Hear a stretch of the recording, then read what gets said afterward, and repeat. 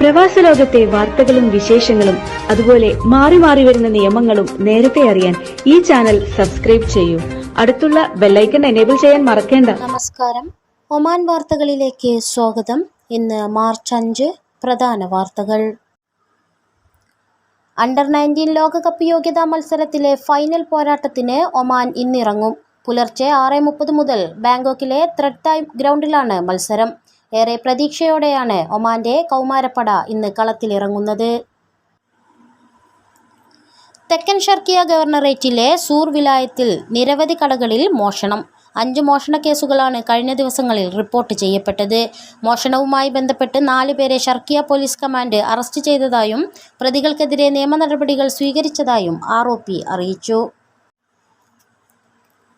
ഐക്യരാഷ്ട്രസഭ പരിസ്ഥിതി അസംബ്ലിയുടെ 7ാമത് സെഷനിൽ അധ്യക്ഷ സ്ഥാനത്തേക്ക് തിരഞ്ഞെടുക്കപ്പെട്ട് സുൽത്താനേറ്റ്. കെനിയൻ തലസ്ഥാനമായ നെയ്റോയിൽ സമാപിച്ച 7ാം സെഷനിലാണ് അടുത്ത ഘട്ടത്തിലേക്കുള്ള അധ്യക്ഷ പദവിക്കായി ഒമാനെ തിരഞ്ഞെടുത്തത്. ഒമാൻ പരിസ്ഥിതി വിഭാഗം chairman doctor Abdullah bin Ali al അമിരിയാണ് 7ാമത് ഐക്യരാഷ്ട്രസഭ പരിസ്ഥിതി അസംബ്ലിക്ക് കാർമ്മികത്വം വഹിക്കുക. പരിസ്ഥിതി സംരക്ഷണത്തിൽ ഒമാന്റെ ശ്രമങ്ങൾക്കും ഇടപെടലുകൾക്കുമുള്ള അംഗീകാരം കൂടിയാണ് അധ്യക്ഷ പദവി. ലോകത്തിലെ പരിസ്ഥിതി സംരക്ഷണത്തിൻ്റെയും പ്രാധാന്യം ബോധ്യപ്പെടുത്തുന്നതിനാണ് UN പരിസ്ഥിതി അസംബ്ലികൾ നടത്തിവരുന്നത്. മുസന്തം ഗവർണറേറ്റിലെ കസബ് വിലായത്തിൽ വാണിജ്യ സ്ഥാപനത്തിന് തീപിടിച്ചു. Civil defence and ambulance unit തീ നിയന്ത്രണ വിധേയമാക്കി. ആർക്കും പരിക്കേറ്റിട്ടില്ല. നിരവധി സാധനങ്ങൾ കത്തിനശിച്ചു. വൻ നാശനഷ്ടങ്ങൾ കണക്കാക്കുന്നു. ആഴ്ചകൾക്കിടെ വിവിധ സ്ഥലങ്ങളിലായി നിരവധി വാണിജ്യ സ്ഥാപനങ്ങളിലാണ് തീപിടുത്തം റിപ്പോർട്ട് ചെയ്തത്. സുരക്ഷാ നിർദ്ദേശങ്ങൾ പാലിക്കണമെന്നും ഇലക്ട്രിക് ഉപകരണങ്ങളുടെ ഗുണനിലവാരം ഉറപ്പുവരുത്തണമെന്നും സിവിൽ ഡിഫൻസ് അധികൃതർ ആവശ്യപ്പെട്ടു. ദേശീയ സ്ഥിതിവിവര കേന്ദ്രം ഉപഭോക്തൃ ആത്മവിശ്വാസ സർവേയുടെ 41ാം ഘട്ടത്തിന് തുടക്കം കുറിച്ചു. ഇന്നലെ ആരംഭിച്ച സർവേ 14 വരെ തുടരും. രാഷ്ട്ര സമ്പദ്ഘടനയുടെ പ്രധാന അളവുകോലായ ഉപഭോക്തൃ വികാര സൂചിക കണക്കാക്കുന്നതിനാണ് സർവേ. സുൽത്താനേറ്റിന്റെ നിലവിലെ സാമ്പത്തിക സ്ഥിതിയുമായി ബന്ധപ്പെട്ട് പൗരന്മാർക്കിടയിലെ സംതൃപ്തിയുടെ തോത് കണക്കാക്കാൻ മൊബൈൽ ഫോൺ വഴിയാണ് സർവേ സംഘടിപ്പിക്കുക. നാണ്യപ്പെരുപ്പം, വിലവിവരങ്ങൾ, നിക്ഷേപാന്തരീക്ഷം, സാമ്പത്തിക നയങ്ങൾ തുടങ്ങിയ ഘടകങ്ങൾ പ്രതിഫലിക്കുന്നതാണ് സമ്പദ്ഘടന. ഒരു വർഷത്തെ സാമ്പത്തിക പുരോഗതിയെ സംബന്ധിച്ച പൊതുജനങ്ങളുടെ ശുഭാപ്തി വിശ്വാസവും അളക്കും. ഉപഭോക്താക്കളുടെ പെരുമാറ്റത്തിന്റെ പ്രതിഫലനമാണ് ഉപഭോക്തൃ ആത്മവിശ്വാസ സൂചിക. ഉപഭോക്താക്കളുടെ ചെലവഴിക്കലിലെ വർധനവ് വ്യത്യസ്ത ചരക്കുകളുടെയും സേവനങ്ങളുടെയും ആവശ്യം വർദ്ധിക്കുന്നതിലേക്ക് നയിക്കുന്നു. ആദം ഹൈമ റോഡിലേക്ക് മണൽ നീങ്ങി. ജാഗ്രതാ നിർദ്ദേശം പുലർത്തി പോലീസ്. കാറ്റ് ശക്തമായതോടെയാണ് മരുഭൂമിയിൽ നിന്നും മണ്ണ് റോഡിലേക്ക് നീങ്ങിയത്. ആദം ഹൈമ പാതയിൽ റോഡിലാണ് മണ്ണിറങ്ങിയതുമൂലം യാത്രക്കാർക്ക് പ്രയാസം നേരിട്ടത്. മുന്നറിയിപ്പുമായി പോലീസും രംഗത്തെത്തി. ഇതിലെ യാത്ര ചെയ്യുന്നവർ ശ്രദ്ധിക്കണമെന്ന് അധികൃതർ ആവശ്യപ്പെട്ടു. നേരത്തെയും ഇവിടെ കാറ്റ് ശക്തമാകുന്ന സമയങ്ങളിലെല്ലാം മണ്ണ് റോഡിലേക്ക് നീങ്ങിയിരുന്നു. തടവുകാർക്ക് മോചനത്തിന്റെ വഴിയൊരുക്കാൻ ഒമാൻ ലോയേഴ്സ് അസോസിയേഷൻ സംഘടിപ്പിക്കുന്ന ഫാക്ക് കുർബ ക്യാമ്പയിൻ ഈ വർഷവും റമസാനിൽ തുടരുമെന്ന് അധികൃതർ അറിയിച്ചു. ചെറിയ കുറ്റങ്ങൾക്ക് പിഴ അടയ്ക്കാൻ കഴിയാത്തതിനെ തുടർന്ന് ജയിലുകളിൽ കഴിയുന്നവരെ മോചിതരാക്കാൻ സഹായിക്കുന്ന പദ്ധതിയാണ് ഫാക്ക് കുർബ. ആയിരക്കണക്കിന് പേരെയാണ് കഴിഞ്ഞ കാലങ്ങളിൽ ഉറ്റവരുടെ സ്നേഹത്തണലിലേക്ക് മടക്കിയെത്തിക്കാൻ സാധിച്ചത്. കഴിഞ്ഞ വർഷവും ഫാക്ക് കുർബ പദ്ധതിയിലൂടെ 1000ഓളം പേർ മോചിതരായിരുന്നു. പദ്ധതിയുടെ 11ാം പതിപ്പാണ് ഈ വർഷം നടക്കുന്നത്. കൂടുതൽ തടവുകാർക്ക് ഈ വർഷം മോചനം സാധ്യമാക്കാനാകുമെന്നാണ് ഒമാൻ ലോയേഴ്സ് അസോസിയേഷൻ കരുതുന്നത്. പൊതുജനങ്ങളിൽ നിന്ന് പണം സ്വരൂപിച്ചാണ് ജയിലിൽ കഴിയുന്നവരെ മോചിപ്പിക്കുന്നത്. 2012 തുടങ്ങിയ പദ്ധതിയിലൂടെ ഇതിനോടകം 5890 ആളുകളെ ജീവിതത്തിന്റെ നിറങ്ങളിലേക്ക് കൊണ്ടുവരാൻ കഴിഞ്ഞിട്ടുണ്ട്. ഒമാനി സമൂഹത്തിലെ വ്യക്തികളുടെയും സ്ഥാപനങ്ങളുടെയും അകമഴിഞ്ഞ പിന്തുണയാണ് ഫാക്ക് കുർബ പദ്ധതിയുടെ വിജയത്തിന് പിന്നിൽ. ഒമാന്റെ വിവിധ ഗവർണറേറ്റുകളിൽ ഇന്നും ശക്തമായ മഴ ലഭിക്കുമെന്ന് കാലാവസ്ഥാ നിരീക്ഷണ കേന്ദ്രം അറിയിച്ചു. ഇന്ന് വൈകുന്നേരം വരെ ഭേദപ്പെട്ട മഴ ലഭിക്കും. വടക്കൻ ബാത്തിന, ദാഹിറ, ബുറൈമി ഗവർണറേറ്റുകളിലാകും കൂടുതൽ മഴയെത്തുക. മസ്കത്ത്, തെക്കൻ ബാത്തിന, ദാഖിലിയ, വടക്കൻ ഷർക്കിയ, തെക്കൻ ഷർക്കിയ ഗവർണറേറ്റുകളിലേക്കും മഴ ഭാഗികമായി വ്യാപിക്കുമെന്നും കാലാവസ്ഥാ കേന്ദ്രം വ്യക്തമാക്കി. മുസന്തം തീരമേഖലയിൽ തിരമാല ഉയർന്നേക്കും. 3.5 മീറ്റർ വരെ തിരമാല ഉയരാൻ സാധ്യത ഉള്ളതിനാൽ തീരദേശവാസികൾ സുരക്ഷ ഉറപ്പുവരുത്തണം. കടലിൽ പോകുന്നവർ കാലാവസ്ഥാ മുന്നറിയിപ്പുകൾ നിരീക്ഷിക്കണം. തിരമാല ശക്തമാകുന്ന സമയങ്ങളിൽ കടലിൽ പോകുന്നത് ഒഴിവാക്കണം. 10 മുതൽ 35 നോട്ടിക്കൽ മൈൽ വേഗത്തിൽ കാറ്റ് വീശാൻ സാധ്യതയുണ്ടെന്നും കാലാവസ്ഥാ നിരീക്ഷണ കേന്ദ്രം അറിയിച്ചു. മഴ മുന്നറിയിപ്പിന്റെ പശ്ചാത്തലത്തിൽ 3 ഗവർണറേറ്റുകളിലെ സ്കൂളുകൾക്ക് വിദ്യാഭ്യാസ മന്ത്രാലയം ഇന്ന് അവധി പ്രഖ്യാപിച്ചു. വടക്കൻ ബാത്തിന, ബുറൈമി, ദാഹിറ ഗവർണറേറ്റുകളിലെ സർക്കാർ സ്വകാര്യ സ്കൂളുകൾക്കാണ് ചൊവ്വാഴ്ച അവധി നൽകിയിരിക്കുന്നത്. അതേസമയം മസ്കത്ത് ഗവർണറേറ്റിൽ ഉച്ചയ്ക്ക് 12 വരെയാകും ക്ലാസ് ഉണ്ടാകുക. ഉച്ചയ്ക്ക് ശേഷമുള്ള ഷിഫ്റ്റുകൾ ഒഴിവാക്കിയതായും അധികൃതർ അറിയിച്ചു. സലാലയിലെ റസാത്ത് ഫാമിൽ നിന്നും പുതിയ ഇനം വാഴപ്പഴം കണ്ടെത്തി കാർഷിക വിദഗ്ധർ. കാവൻഡിഷ് ഗ്രൂപ്പിലെ ഉപഗ്രൂപ്പായ വാഴത്തോട്ടത്തിൽ നടന്ന പുനരുജ്ജീവനത്തിന്റെ ഫലമാണ് വാഴപ്പഴത്തിലെ ജനിതക മാറ്റം. വർഷങ്ങൾ സമയമെടുത്താണ് പുതിയ വാഴപ്പഴം രൂപപ്പെടുത്തിയത്. 2015 ചില ചെറിയ തൈകൾ തിരഞ്ഞെടുക്കുന്നതിലൂടെയാണ് പ്രക്രിയ ആരംഭിച്ചത്. 3 വർഷക്കാലം ഇതിന്റെ കൃഷി തുടർന്നു. ഈ സമയം വാഴച്ചെടിയുടെ പുതിയ ജനിതക വ്യതിയാനം ഉൽപ്പാദിപ്പിക്കപ്പെടുകയും തുടർന്ന് തുടർച്ചയായ കൃഷിയിലൂടെ വാഴപ്പഴം വിളവെടുക്കുകയുമായിരുന്നു.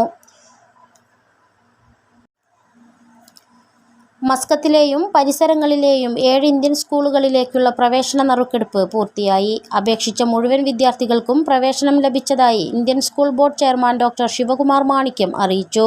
6000-ൽ പരം സീറ്റുകളിലേക്കായി 3543-ൽ പരം അപേക്ഷകൾ മാത്രമാണ് ലഭിച്ചത്.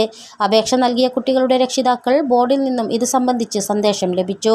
അഡ്മിഷനുമായി ബന്ധപ്പെട്ട തുടർ നടപടികൾക്ക് അതാത് സ്കൂളുകളിൽ നിന്ന് അടുത്ത ദിവസങ്ങളിൽ തന്നെ രക്ഷിതാക്കളെ ബന്ധപ്പെടും.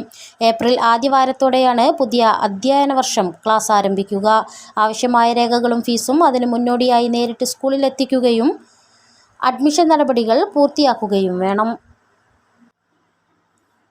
ഇബ്രി ഇന്ത്യൻ സ്കൂളിലെ നിയമനങ്ങൾ ഉൾപ്പെടെയുള്ള വിഷയങ്ങളിൽ പരാതിയുമായി രക്ഷിതാക്കളുടെ കൂട്ടായ്മ. സ്കൂൾ മാനേജ്മെന്റ് കമ്മിറ്റിക്ക് പരാതി നൽകി സമീപകാലത്തായി സ്കൂൾ മാനേജ്മെന്റ് കമ്മിറ്റിയുടെ ഭാഗത്തു നിന്നുള്ള അനാസ്ഥയും അധ്യാപകരുടെ അനധികൃത നിയമനങ്ങളും അധ്യാപകർക്ക് മേലുള്ള അമിത സമ്മർദ്ദങ്ങളും സ്കൂളിനെ നിലവാര തകർച്ചയിലേക്ക് കൊണ്ടുപോകുമെന്ന ആശങ്കയാണ് പരാതിക്ക് പിന്നിലെന്ന് രക്ഷിതാക്കൾ പറഞ്ഞു. നിലവിൽ 700-ലധികം വിദ്യാർത്ഥികൾ പഠിക്കുന്ന ഇബ്രി ഇന്ത്യൻ സ്കൂൾ തുടങ്ങുന്നതിനും നിലവിലെ അവസ്ഥയിൽ മികച്ച സ്കൂളായി മാറ്റിയെടുക്കുന്നതിനും ഇവിടുത്തെ സാധാരണക്കാരായ മലയാളി രക്ഷകർത്താക്കളുടെ ഇടപെടൽ ഉണ്ടായിട്ടുണ്ട്. SMCയിലെ പ്രാതിനിധ്യവും അനുബന്ധ പ്രവർത്തനങ്ങളും ഒരു വിഭാഗത്തിന്റെ നിയന്ത്രണത്തിലായതുകൊണ്ട് തന്നെ സ്കൂളിലെ എല്ലാ പാഠ്യേതര വിഷയങ്ങളും സ്വജനപക്ഷപാതമായി നടക്കുന്നു എന്ന പരാതിയും ഉന്നയിക്കപ്പെട്ടു. അധ്യാപക ദൗർലഭ്യവും അക്കാദമിക് നിലവാര തകർച്ചയും ഉൾപ്പെടെ ഉള്ള വിഷയങ്ങൾ ഉന്നയിച്ചാണ് രക്ഷിതാക്കൾ പരാതി നൽകിയത്. സുഹാർ മലയാളി സംഘം ഇന്ത്യൻ സോഷ്യൽ ക്ലബ്ബ് സുഹാറുമായി സഹകരിച്ച് മെഗാ തിരുവാതിര സംഘടിപ്പിക്കുന്നു. ഏപ്രിൽ 19 വെള്ളിയാഴ്ച സുഹാറിൽ അരങ്ങേറുന്ന പരിപാടിയിൽ ഒമാന്റെ വിവിധ ഭാഗങ്ങളിൽ നിന്നും ഇന്ത്യയിൽ നിന്നുമുള്ള 13 വയസ്സിന് മുകളിൽ പ്രായമുള്ള 400ഓളം നർത്തകിമാർ പങ്കെടുക്കുമെന്ന് സുഹാർ മലയാളി സംഘം ഭാരവാഹികൾ അറിയിച്ചു. മെഗാ തിരുവാതിര ഒമാനിലെ ഏറ്റവും വലിയ നൃത്ത പരിപാടി എന്ന നിലയിൽ റെക്കോർഡ് സൃഷ്ടിക്കുമെന്ന് മലയാളി സംഘം വിമൻസ് കോർഡിനേറ്റർ ജ്യോതി മുരളി പറഞ്ഞു. കേരളീയ വനിതകളുടെ തനതായ സംഘനൃത്തമാണ് തിരുവാതിരകളി. ലാസ്യഭാവത്തിലൂന്നിയുള്ള തിരുവാതിരകളി ഓണക്കാലത്ത് വ്യാപകമായി സംഘടിപ്പിക്കപ്പെടുമെങ്കിലും ധനുമാസത്തിലെ തിരുവാതിര നാളിലാണ് കൂടുതലായി നടത്തപ്പെടാറുള്ളതെന്നും അവർ പറഞ്ഞു. ഒമാനിലുള്ള കോട്ടയം ജില്ലയിലെ പ്രവാസികളെ ഒത്തൊരുമിപ്പിക്കാനും അതിലൂടെ പരസ്പരബന്ധം ഊഷ്മളപ്പെടുത്തുവാനും അംഗങ്ങളുടെ സർഗാത്മകമായ കഴിവുകൾ പ്രകടിപ്പിക്കുവാനും പ്രോത്സാഹിപ്പിക്കുവാനുമുള്ള വേദിയായി കോട്ടയം ഡിസ്ട്രിക്ട് പ്രവാസി അസോസിയേഷൻ കൂട്ടായ്മയ്ക്ക് രൂപം നൽകി. കൂട്ടായ്മയുടെ സുഗമമായ പ്രവർത്തനങ്ങൾക്കായി 14-അംഗ പ്രവർത്തക സമിതിയെയും ഭാരവാഹികളെയും തിരഞ്ഞെടുത്തു. സ്വന്തം ജില്ലയിലെ ഒമാനിലുള്ള പ്രവാസികൾ തമ്മിൽ പരിചയപ്പെടുവാനും അതിലൂടെ സമൂഹത്തിനും നാടിനും ഉപകാരപ്രദമായ നന്മകൾ ചെയ്യുവാനും വിധമാണ് KTPA ഒമാന് രൂപം നൽകിയിട്ടുള്ളത്. ഇതിന്റെ ഭാഗമായി കുട്ടികളുടെ സർഗാത്മകമായ കഴിവുകൾ പ്രകടിപ്പിക്കുന്നതിന് ചിത്രരചനാ മത്സരം നടത്തുകയും വിജയികൾക്കും പങ്കെടുത്ത എല്ലാ കുട്ടികൾക്കും വിവിധ സമ്മാനങ്ങളും നൽകി. ഇന്ത്യൻ സ്കൂളിൽ പഠന പാഠ്യേതര പ്രവർത്തനങ്ങളിൽ ഉന്നത നിലവാരമാണ് പുലർത്തിപ്പോരുന്നതെന്ന് സ്കൂൾ മാനേജ്മെന്റ് കമ്മിറ്റി അംഗങ്ങൾ പ്രസ്താവനയിൽ പറഞ്ഞു. അധ്യാപകരുടെ നിയമനങ്ങൾ സുതാര്യമാണെന്നും വിദ്യാഭ്യാസ മന്ത്രാലയം അനുവദിക്കുന്നതും മറ്റെല്ലാ മാനദണ്ഡങ്ങളും അനുസരിച്ചുമാണ് അധ്യാപകരെ നിയമിക്കുന്നത്. SMC അംഗങ്ങളുടെ നാട്ടുകാരോ ബന്ധുക്കളോ അധ്യാപകരിലില്ലെന്നും കമ്മിറ്റി വ്യക്തമാക്കി. കോവിഡ് കഴിഞ്ഞ സമയങ്ങളിൽ ടീച്ചർമാരുടെ അഭാവമുണ്ടായിട്ടുണ്ട്. അതിനാൽ തന്നെ ടീച്ചർമാർക്ക് അമിതഭാരം കൂടിയിട്ടുണ്ടായിരുന്നു. ടീച്ചർമാരെ ഇന്റർവ്യൂ നടത്തിയതിനു ശേഷം 5 മുതൽ 6 മാസം വരെ രേഖകൾ ശരിപ്പെടുത്തുന്നതിന് സമയമെടുക്കുന്നത് വലിയ പ്രയാസം അനുഭവപ്പെടുന്നതായും SMC വ്യക്തമാക്കി. കഴിഞ്ഞ അധ്യയന വർഷം 10-12 ക്ലാസുകളിൽ 100% വിജയം നേടുകയും ചില വിഷയങ്ങളിൽ മുഴുവൻ മാർക്കും വിദ്യാർത്ഥികൾ നേടിയിരുന്നു. ആധുനിക സംവിധാനങ്ങളോട് കൂടിയ ബയോളജി, കെമിസ്ട്രി, ഫിസിക്സ് ലാബുകളും കൂടാതെ English language lab, 3D lab, digital library തുടങ്ങിയ സംവിധാനങ്ങളും അടുത്തിടെ സ്കൂളിൽ തുടങ്ങിയിട്ടുണ്ട്. വൈദ്യുതി സേവന മാനദണ്ഡങ്ങൾ ലംഘിക്കപ്പെട്ടാൽ ഉപഭോക്താക്കൾക്ക് നഷ്ടപരിഹാരം ലഭ്യമാക്കുമെന്ന് public services regulation authority chairman Mansoor bin Talib al Hinai. കൃത്യമായി സേവനങ്ങൾ ലഭിക്കുന്നില്ലെങ്കിൽ നേരിട്ട് പരാതി നൽകാൻ സാധിക്കുമെന്നും അദ്ദേഹം വാർത്താസമ്മേളനത്തിൽ പറഞ്ഞു. 2023 വൈദ്യുതി, ജലവിതരണ, ഊർജ്ജ മേഖലകളിലെ വികസനങ്ങളും ഈ വർഷം നടപ്പിലാക്കാനിരിക്കുന്ന നവീകരണങ്ങളും മൻസൂർ അൽ ഹിനായി വിശദീകരിച്ചു. പരാതികൾ ലഭിച്ചാൽ ഉപഭോക്താക്കളുടെ വൈദ്യുതി ഇൻവോയ്സ് കുടിശ്ശിക കുറച്ചുകൊണ്ടാകും നഷ്ടപരിഹാരം നൽകുക. സേവനങ്ങളുടെ ഗുണനിലവാരം മെച്ചപ്പെടുത്തുന്നതിനും വരിക്കാരുടെ അവകാശങ്ങൾ സംരക്ഷിക്കുന്നതിനും ഇത് സഹായിക്കും. ബന്ധപ്പെട്ട മേഖലകൾക്ക് വ്യക്തമായ നയങ്ങൾ രൂപീകരിക്കുന്നതിന് രാജകീയ ഉത്തരവ് പുറപ്പെടുവിച്ചതായും മൻസൂർ അൽ ഹിനായി പറഞ്ഞു. ഇതോടുകൂടി ഇന്നത്തെ വാർത്തകൾ ഇവിടെ പൂർണ്ണമാവുന്നു. കൂടുതൽ ഒമാൻ വാർത്തകളും വിശേഷങ്ങളുമായി നാളെ വീണ്ടും കാണാം. നമസ്കാരം.